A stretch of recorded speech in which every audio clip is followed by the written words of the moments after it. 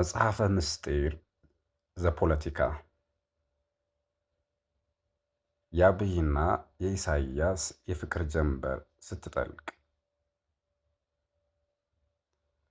ክፍል 1 ፍቅር ያሸንፋል ወይስ ፎቶ ያሸንፋል?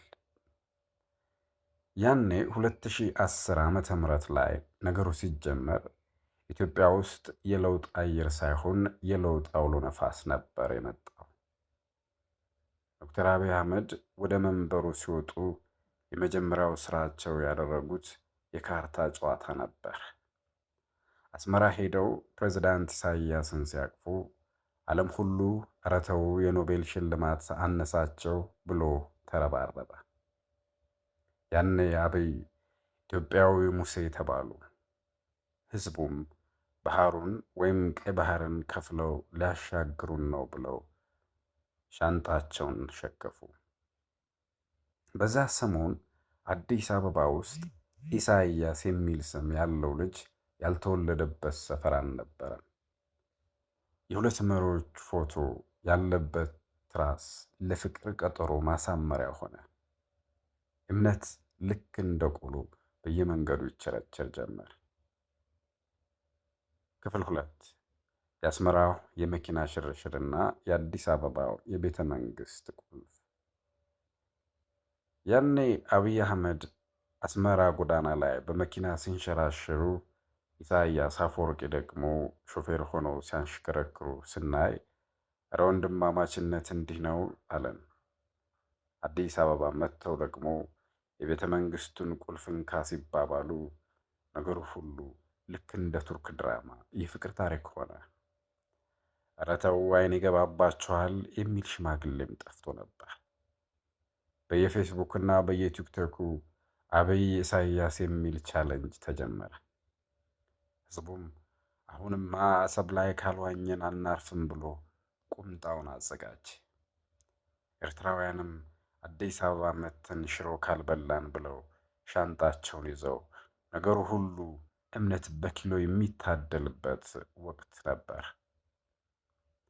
ግን በዚያ ሁሉ እቅፍ ውስጥ የፖለቲካ ጥርስ መኖሩን የገመተ አልነበረም። ክፍል 3 የአቡዳቢው የወርቅ ኒሻን ምስጢር።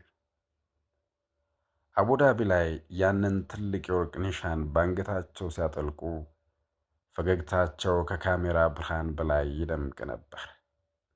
ያኔ አብይ የሰላም አባት፣ ኢሳይያስ ደግሞ የጥበብ አባት ተባሉ። አረቦችም እነዚህማ የጥምረት ወንድማማቾች ናቸው ብለው ዶላራቸውን ረጩት።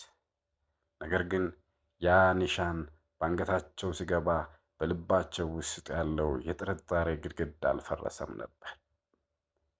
መጽሐፈ ምስጢር እንደሚለው ምስጢሩ ያለው በቃላት ውስጥ ሳይሆን በዝምታ ውስጥ ነበር። አብይ ልጠቀምባቸው ሲሉ፣ ኢሳይያስ ደግሞ ልብላው የሚሉ ይመስሉ ነበር። የፖለቲካ ፍቅር እንደ ሰኔ ደመና ነው። ፀሐይ መስሎ መጥቶ ድንገት በበረዶ ይደበድባል። አዎ እውነታው ይሄ ነው። ክፍል 4 እምነትን ቀርጥፎ መብላትና የሰሜኑ ጦርነት ድግስ። ከጥቂት ዓመታት በኋላ ያ የማር ወለላ የተባለው ፍቅር ወደ ባሩድ ጭስ ተቀየረ። የሰሜኑ ጦርነት ሲፈነዳ ሁለቱ መሪዎች የጋራ ጠላት ስላላቸው እንደገና ተቃቀፉ። ግን ይሄኛው እቅፍ እንደ መጀመሪያው የፍቅር ሳይሆን የጥቅም ነበር። ህዝቡም እረ ድንበር ውስጥ ተከፈተ ሲል፣ መሪዎቹ ቆይ መጀመሪያ ጦርነቱን እንጨርሳሉ።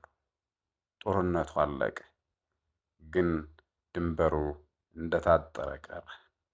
ያኔ ነበር ህዝቡ እረ ተላላጥን፣ መከራ በላን ብሎ መጮህ የጀመረው። እምነት እንደ ኬክ ተቆርሶ ሳይሆን እንደ እንጀራ ተጠቅልሎ ተበላ። ክፍል 5 ዲሌት ፎር ኤቭሪዋን የፖለቲካው ፍቺ። ዛሬ ላይ ቆመን ስናየው አብይና ኢሳይያስ ብሎክ ተደራርገዋል። አብይ የባህር በር ሲሉ ኢሳይያስ አልሰማሁም ይላሉ። አንዱ ሲመጣ ሌላው ስራ በዝቶብኛል ይላል። ያ የትራሱ ላይ ፎቶ ተቀዶ ለቆሻሻ መጣያነት ውሏል። ያ የሰላም ቁልፍ ዝገት በልቶታል።